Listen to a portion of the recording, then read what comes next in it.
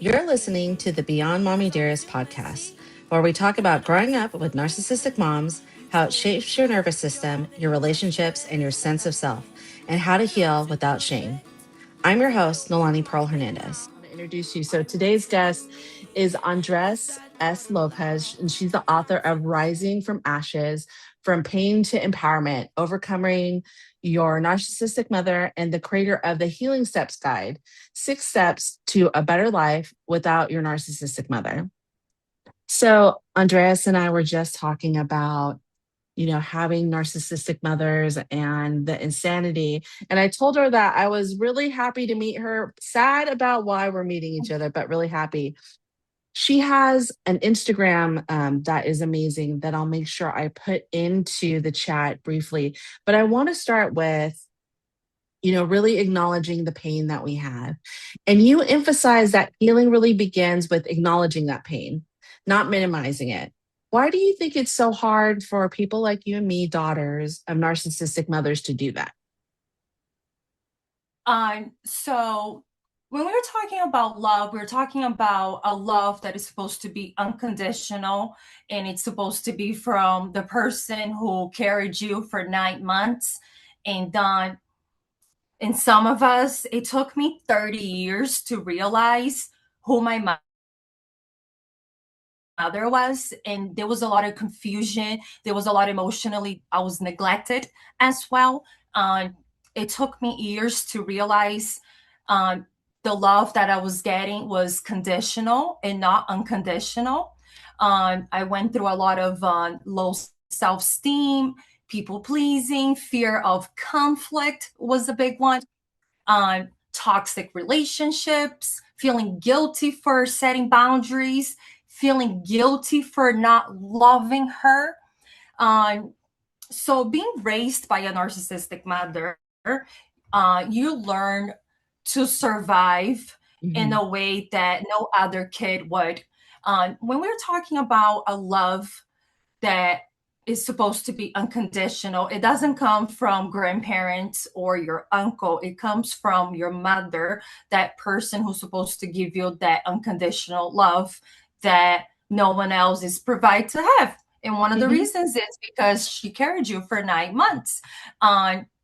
So I made a decision to write my book. It took me years to actually even think about it. When I realized who my mother was, it was through therapy.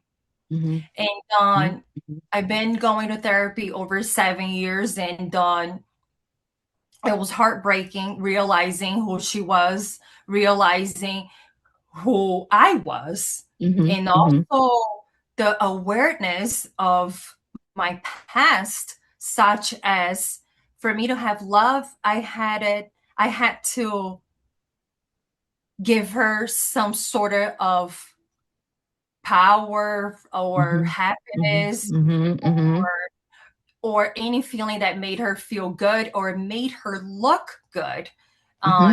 So when I was between on my 20s, it was the hardest part because that's when I needed a mother the most, in a way, to guide through being an adult. Simple thing, and she wasn't there. I made the decision to write my book, not to scream the pain that I was feeling. It was more to through, and also giving people information that I think it's value for a daughter of a narcissistic mother to have. And from pain, we can go to empowerment. It takes a lot of dedication, and also it takes a lot of, it's painful. It's very painful. So daughters of narcissistic mothers, they do have a hard time with self-worth, and also setting boundaries, and also feeling emotional free. Today, I do not speak to my mother. I have no contact with her.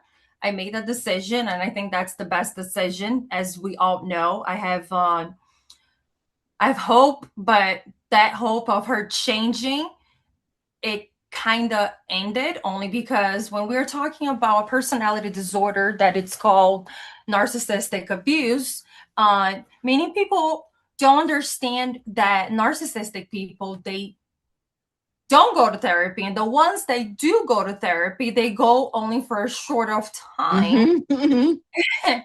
and and the reason is they don't see themselves as the problem.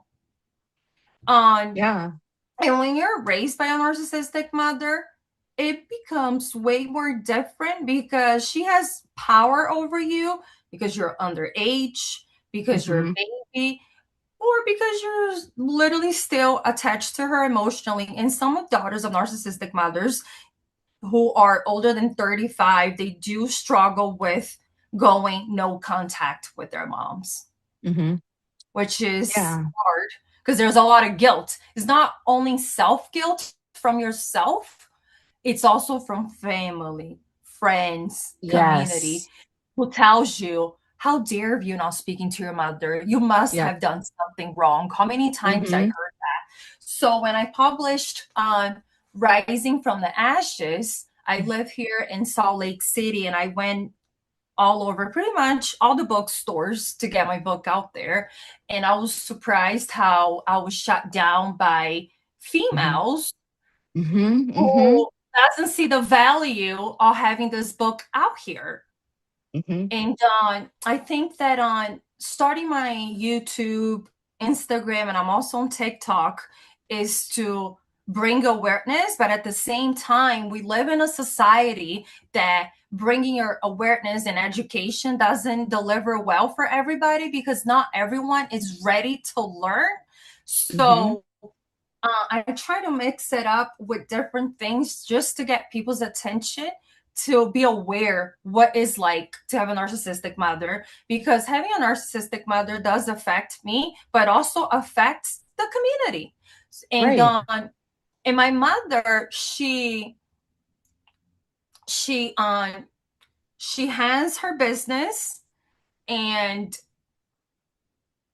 I feel so bad for her employees because the Yep. behavior that she has done to her daughter, she has done to her past employees. Me and my grandmother, we make a joke how long the employee would last every time she hires one, Yeah. Yeah. because they kind of go through a similar emotional abuse that I went through as a Right. child.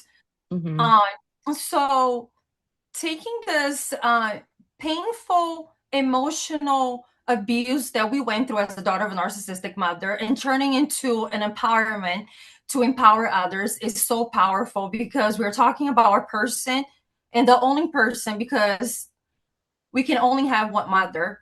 There's no other way, that we can have two mothers. I'm talking about Right. biological mothers. Right. And Right.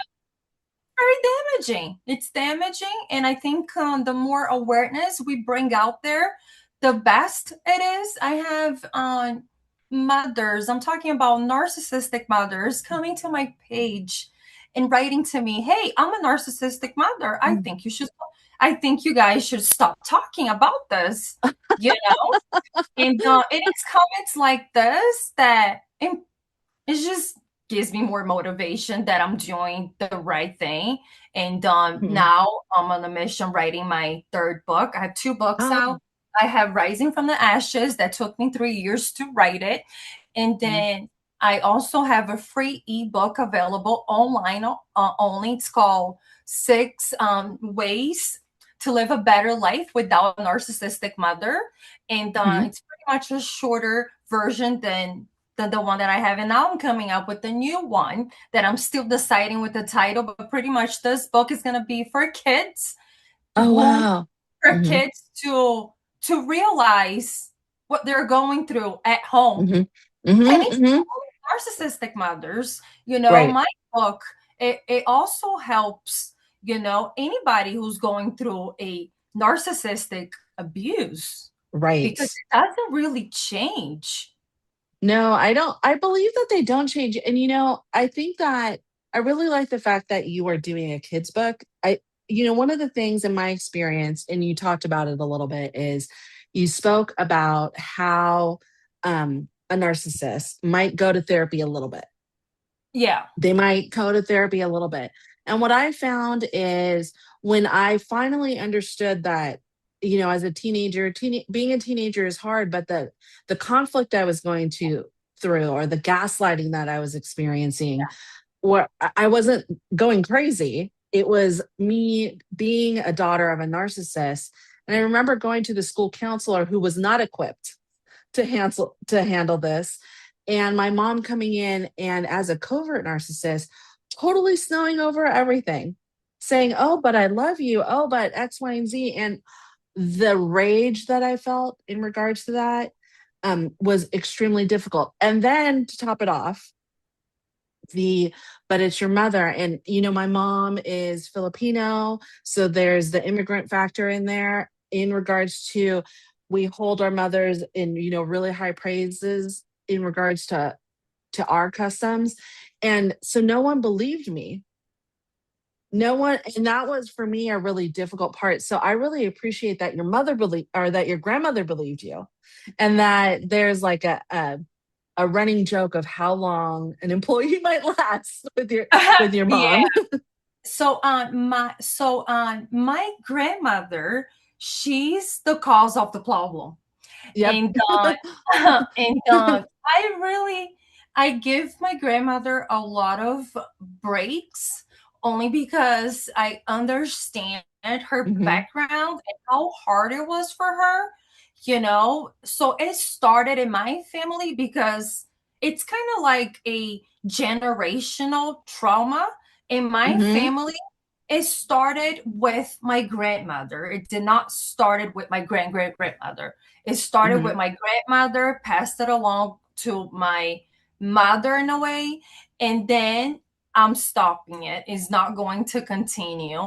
And my grandmother, she has some of the traits, but she was able to fix herself a little bit. That doesn't become as toxic.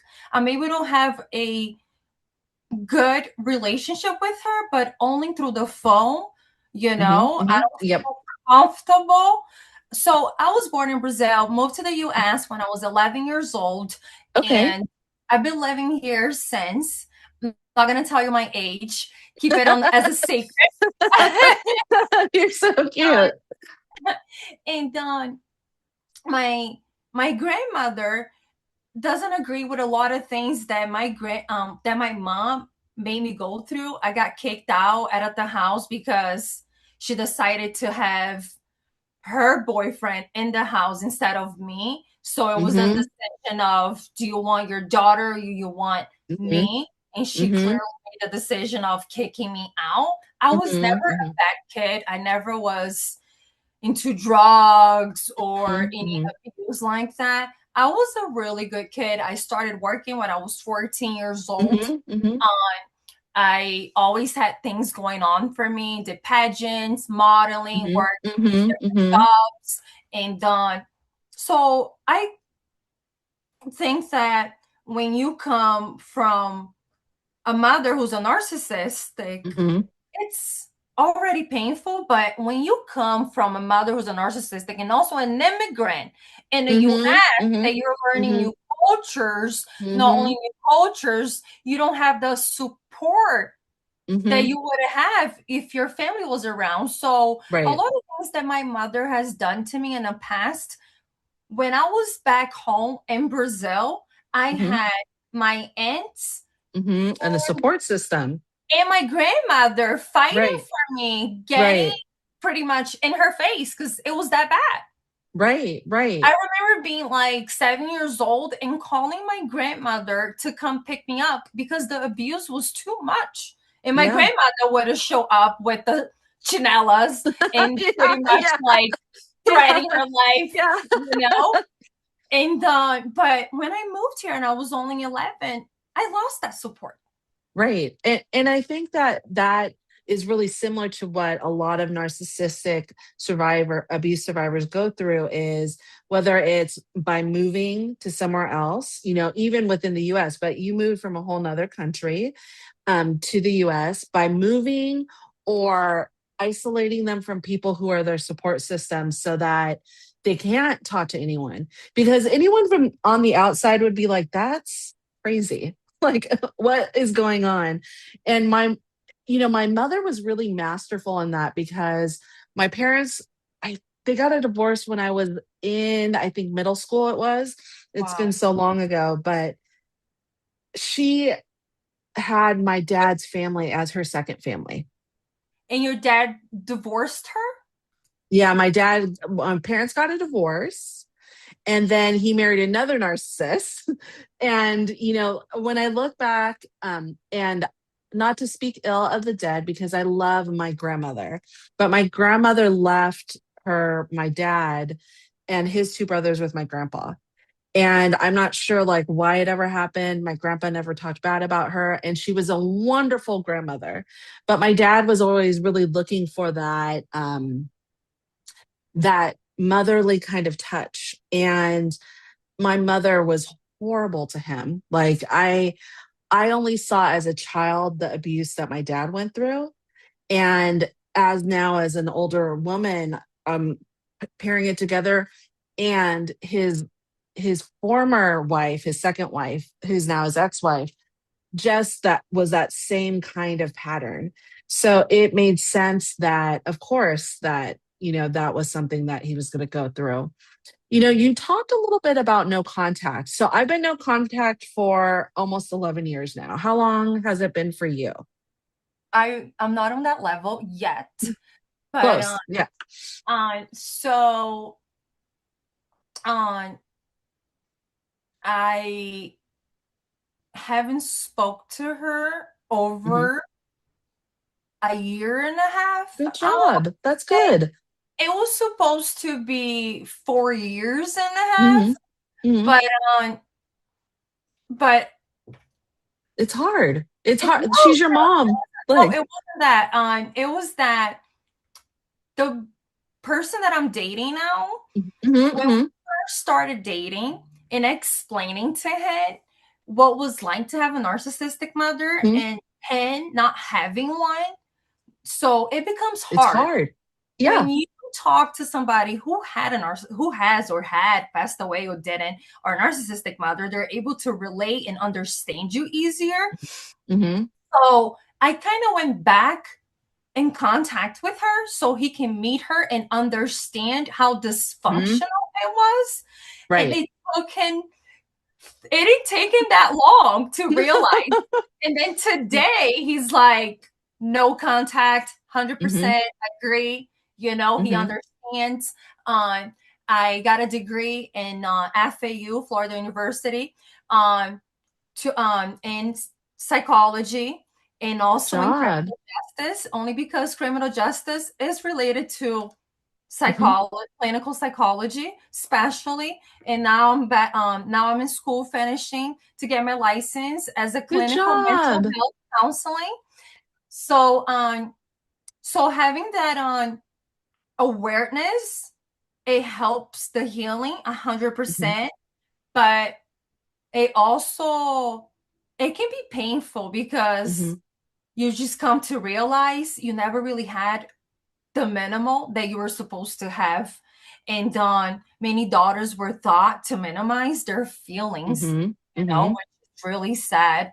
And I was told I was too sensitive, I was Hmm. dramatic.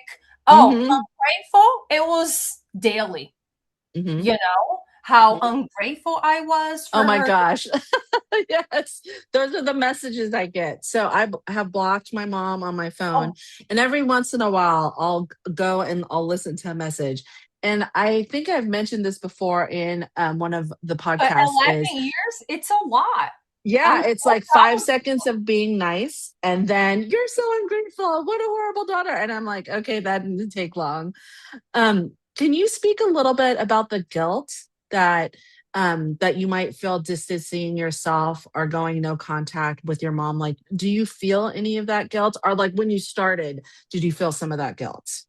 Um, I don't feel any today, Hmm. and Hmm. it Hmm. feels amazing because Yeah. I'm able to talk about her in a healthy stage Hmm. of this is the damage that was done. I Hmm. don't hate her. I don't have Hmm. any Hmm. love for her either. It's just the guilt does not exist in me anymore. And I think it's such a hard transition for a Hmm. daughter of a narcissistic mother because we do feel guilt for a lot of things. And when we were talking about feeling guilt, it takes a lot of work and also the Hmm. support that you have around you. So cutting off my mom years ago and cutting off pretty much the whole entire family, like Hmm. today, I don't talk to anybody that saw the damage, saw the Hmm. abuse, Hmm. and instead of making the right decision, the right actions, they Hmm. decided to let it go. Because when we're talking about narcissistic abuse, most of the time, 90%, we're going to talk about money and Hmm. power. Yeah. Because my mother became a self-made millionaire in the US, came to the US with $50 in her pocket, made herself as Hmm.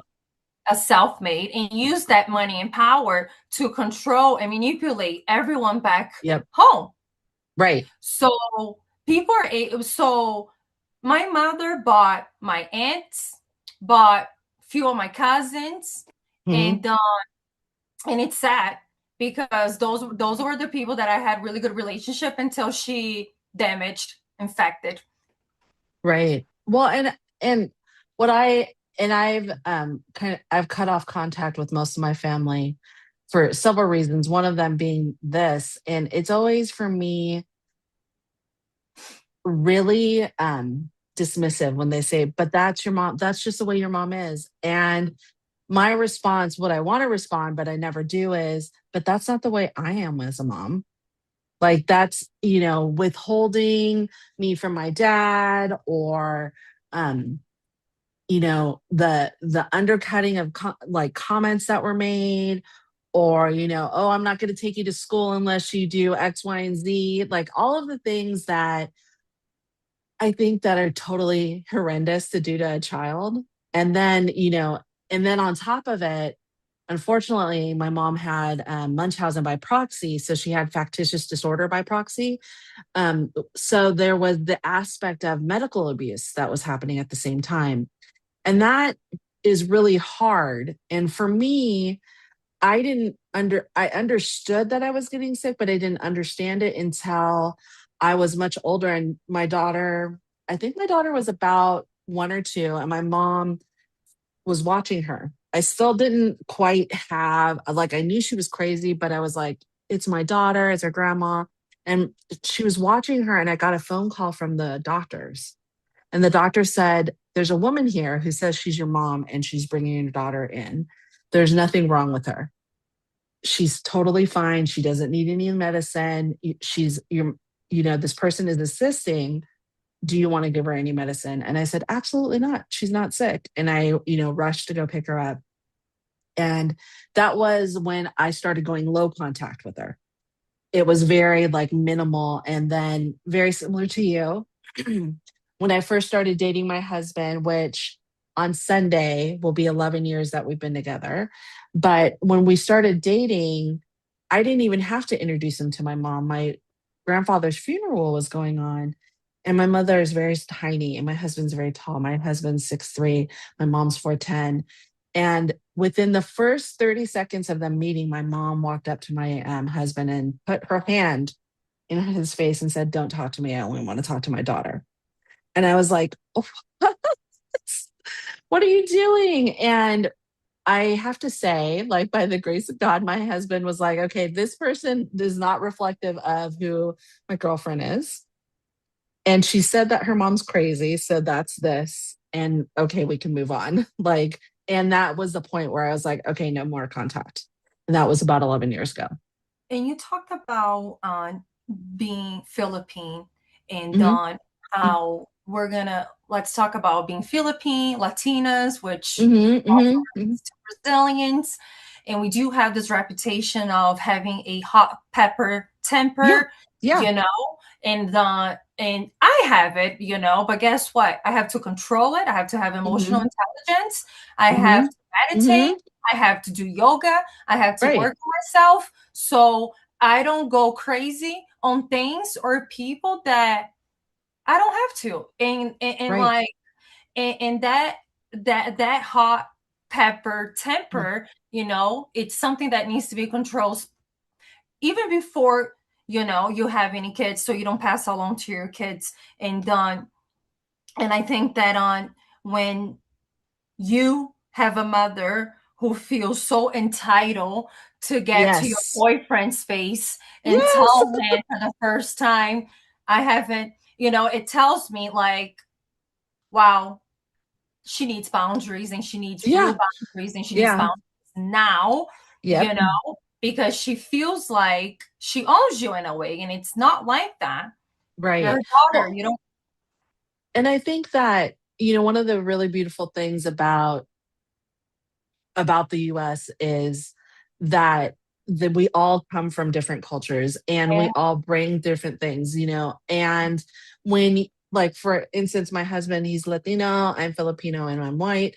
There's things that you learn. And I think that you really named it. If you don't have that emotional intelligence to understand that people react in different ways, yeah, and they react in the way that you react, and it's a little domino effect. So being able to do that, whereas someone who's a narcissist, and we see it all over, someone's a narcissist, says, okay, this is the way I'm going to react, deal with it, and there's no like thought process in, if I act this way, what will happen to this person or this person or that person. And that's what I see when I think of narcissism. I think of someone who doesn't care, they don't care no about empathy, anyone. no empathy, no Yeah. compassion, Yeah, no no compassion. empathy, very Yeah. selfish. uh, Hmm. we're talking about a personality disorder that it's a level down to a psychopath. Yes, yes, exactly. Because when you see them, and sometimes you might get confused when you look at a person who has narcissism, because you look at them and you say, wow, oftentimes that person is a psychopath. That Yeah, person might be a sociopath. And it's possible that they can be like have the comorbidity to have both. yeah. Um, And sorry, I have a mosquito here. oh, no, and, good, you're good. and when you're raised by a narcissistic mother, as an adult, I'll share my experience. I struggle with self-worth, Hmm. relationships, setting boundaries. Hmm. I kept attracting unhealthy dynamics, um, Hmm. because that's how I felt. It was Hmm. normal growing up, you Hmm. know. And healing, it's not quick and it's not easy. I went Hmm. through. I always tell myself I'm not fully healed. I'm just one step ahead from the day before, because when you are raised by a narcissistic mother and you're a daughter, it's different when it's a son, because Yes. most of the sons, they want to go godship. They are mirror. Hmm. They Hmm. don't damage them as they do with daughters, because Right. let's not talk about the cooperation and the jealousy and the competition that Right. you end up being with your mother, not knowing. Right. Right. Well, and I read this really interesting article about narcissistic mothers and their daughter's hair. And I thought that was really interesting because I remember my mom was constantly with my hair, constantly trying to do things with my hair. And then it was, okay, we're chopping it off. And I was like, but why? Like, I like my hair. Nope, we're Mm, chopping it off. It was that constant control, that constant competition. When I don't understand why you would ever compete with your kids. Of course, you want your kids to do better. Like, of course, that's the way that it is. That is a natural parental experience to want your kids to do better. Um, And so I find that really fascinating in regards to that.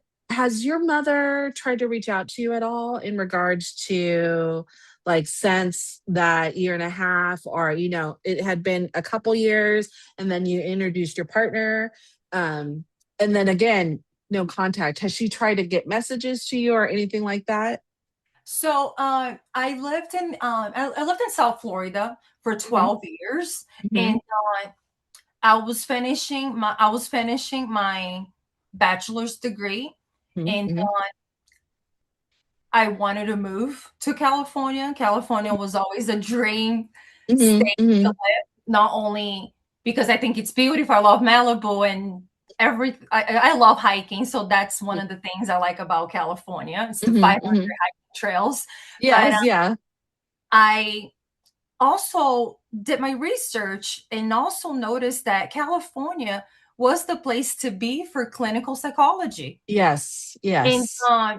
in my dream university, it's Pepperdine.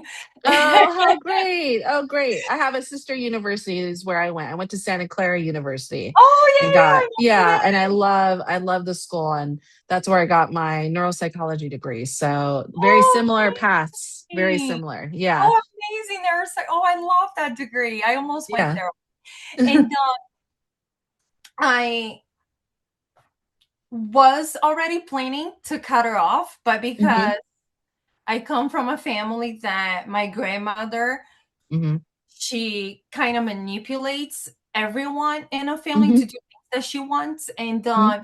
so when no contact, I would never forget. It was my first day of therapy. Hmm. Um, I had this really amazing psychologist who only focused on daughters of narcissistic mothers. Oh, wow. Okay. So I got recommended by a friend of mine who saw the pain that I was going through and said, I Hmm. really think you should try her. I think she might be helpful. And she was so amazing and so good that on my first session, I was already done to cut off everyone because before that I was being gaslighted. Hmm. I was being minimized. My Hmm. grandmother was telling me things like, don't think about it. I know what your mother did was wrong, but don't think about it. Just go live your life. And Hmm. I'm sorry, that's not how it works. When you go through abuse like this, you Hmm. can't let it go and go live your life and ignore, your body Hmm. doesn't ignore. And here's another Right. book that I like. It's called The Body Keeps the Score. I Oh, forgot who. right. I Yeah. have I'll the look book up. here. Yeah. Yeah. So that book taught me a lot about that. And I remember going, you know what? This is the time. I think I have the support that I need. I don't have 20 people supporting me, but I have a really good psychologist. Hmm. So Hmm. I wrote it down. I'm talking about pages, over like 100 pages, to Hmm. my mother, to my grandmother, to everyone who saw and participated Hmm. in this. And Are that was you an only child? only child. Oh, And so then am I. Okay. Hmm. she made a decision to make another baby after 18 years Oh, wow. I wouldn't do that. because she was competing. She was Yeah. competing because Yeah. Yeah. I was I was doing things in life and she was not getting attention. So Hmm. Hmm. That makes sense. Yeah. it makes sense because she was married 4 times and she's not with this guy anymore. And her daughter, that I don't consider my sister because I talk about it in my book, she's trying Hmm. to kill me with a knife. Oh, Uh, gosh. yeah. Hmm. So it's even worse. And having a narcissistic mother can damage the whole community because uh, when you have someone that unstable, Hmm. it can be hurtful to anybody on the streets. And going no contact with her after my first session with this therapy, it was so difficult, and I Hmm. had no clue what was coming to me. They Hmm. were so mad that I blocked everybody, Hmm. but I have faith in God, and He's always been there for me. Hmm. And uh, 2 weeks before I Hmm. moved out from the apartment that I was living in California, Mm-hmm. She Mm-hmm. showed up there Oh my and goodness. she had no clue. So she hired a private investigator Oh my goodness. Okay. because my Mm-hmm. grandmother motivated, Mm-hmm. and she hired a private investigator and found out where I was, went to the place where I was living. I had my um, the lady who was demonstrating the whole building calling me. And I'm like, do Mm-hmm. not give her my number. And she's Mm-hmm. like, she said she's gonna call the police if Mm-hmm. you don't get if I don't give Mm-hmm. your information to her. And I Mm-hmm. said, you're let her call the police. Yeah. And she did. She called the Yeah. police. She Yeah. called the police. She flew my unstable, unhealthy cousin, Mm-hmm. my uncle who's unstable as Mm-hmm. well, her Mm-hmm. unstable flying to California Mm-hmm. to come get me for what, you know? And Right. so the police called me 4 o'clock in the morning. It was 3 o'clock in the morning. I would not. Sometimes I wake up in the middle of the night because being a daughter of a narcissistic mother, you still Yeah. go through a lot of nightmares. Yeah. And Yeah. so I woke up and I saw a phone call from the police. Of course, I'm going to call them back because she's telling them that I disappeared. So I called the police back and I said, yes, look, um, she's a narcissistic. I'm not going to talk to her. No one's going to make me talk to her, not even the Mm-hmm. police.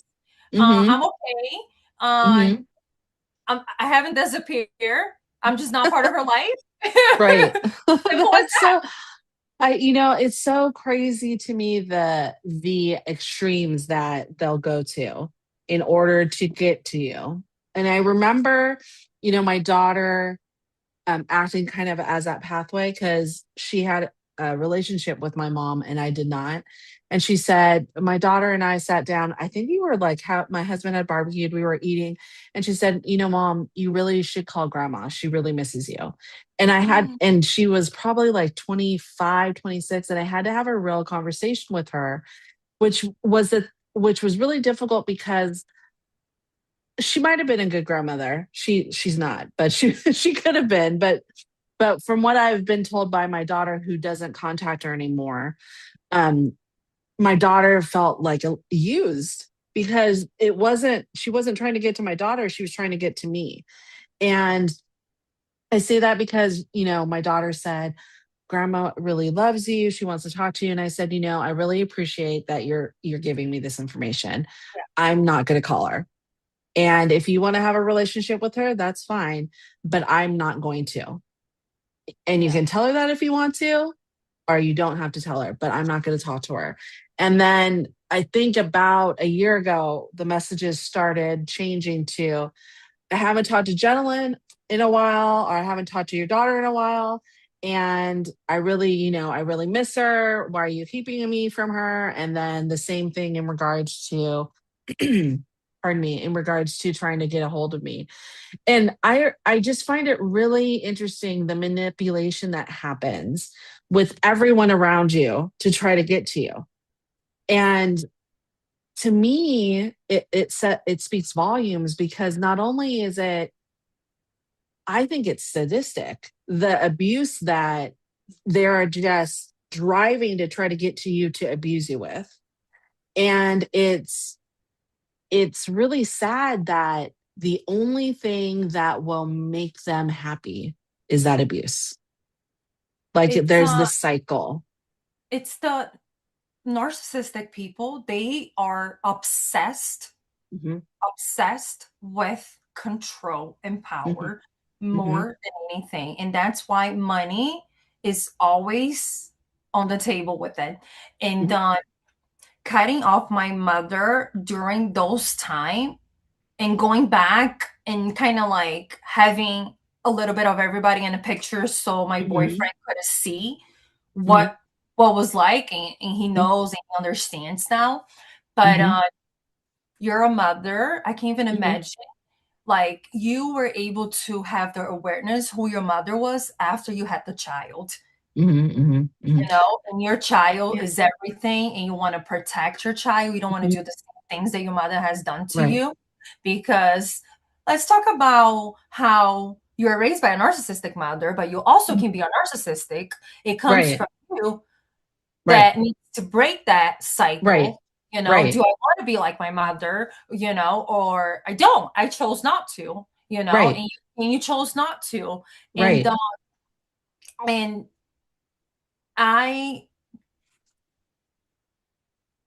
don't even think about a day having her Mhm. in my life. I'm going to be a mother on God knows when, but Mhm. it will happen. And when it Yeah. does happen, I would never allow my child next to my mother Mhm. because Mhm. she was so toxic and damaged. And I have a lot of faith in God, and I think it has helped me a lot. And also, God was able to put me in people's life. I went through a lot of people's life that they're not part of my life anymore, but they were part of my life during that time because it was necessary. It was part of the healing, Mhm. It was part a of my moment. journey. Mhm. And that's why I spent so many Christmas and holidays at my friends' house, Mhm. Mhm. Mhm. celebrating Christmas with them, celebrating Mhm. family events with them, because Mhm. I didn't have a stable mother. You know, Right. my mother was Right. so bad that my last holiday that I spent with her, I wanted to take pictures with her, and she said, "No, I don't want to take any pictures with you." Yeah. That it's so crazy. Like as we talk about this stuff and people listen, if they don't have a narcissistic mother and they're listening to this, they are like, that is crazy. Why would anyone do that? And I, it's hard for me to explain that to someone without having them experience some kind of narcissism in their life. And it gets on a stage that when we are in a stage right now that you're able to put your awareness and your Hmm. experience through your Hmm. podcast, and I'm able to do Hmm. the same through my books Yeah. and social media. And I'm pretty sure you do get those comments that it's unnecessary, such as "you're the problem, who are you to talk about Hmm. your mother like that?" And to me, it doesn't affect me. It Yeah. doesn't make me Not cry. anymore. Yeah. It doesn't make me sad. I take a look and I'm like, "Oh yeah, you want to come in? Let's Right. go." Yeah, Because I'll go exactly. all the way in until I shut you down, Right. because when you're raised by a narcissistic mother and you overcome what we have, we Yeah. become very powerful, you know? Yes. And the Yeah. consistent criticism that I used to get, everything looked bad. All my clothes looked bad. I never looked good. She always had, "Your hair looks awful." Yep. So I modeled for a long time, and I did fashion shows and beauty Hmm. Hmm. pageants. Hmm. And when you're raised by a narcissistic mother, I was going through a lot of weight issues. I Hmm. was Hmm. 5 pounds over, I was 10 pounds over, Yeah. and then I was 10 pounds lighter, Hmm. because that's how it is when you have an emotional abuse. And the Hmm. comparison every day, "Oh, you look too skinny. Oh, you look too fat." Yeah. It Yeah. was never like, "You look good. You look Are you great. happy? You look Yeah. great." It was the Yeah. criticism nonstop that causes us to have self-doubt, self-worth. Absolutely. I think in my experience with my mom and with others that I've worked with, that is a really strong indicator of your own self worth. You see children who have narcissistic parents now, and you look at them, and their self worth is just so shot. And it kills me because they're little tiny humans. They're tiny humans. There shouldn't be anything that they're worried about. And for me, that is what is heartbreaking. I was talking to my daughter the other day, and she said something about, I she said, "Of course that's the way I feel." And I said, "Well, who told you to feel like that? Why do you feel like that? What is making you feel like that?" And we had a really good discussion about that. I when I first had her, speak of the devil, she just text messaged me. When I first had her, I was younger and still going through the process of healing. So I wasn't the best mom, And I also was a lot better than my mom was, and she and I grew up together, and we've, gone through a lot of healing together.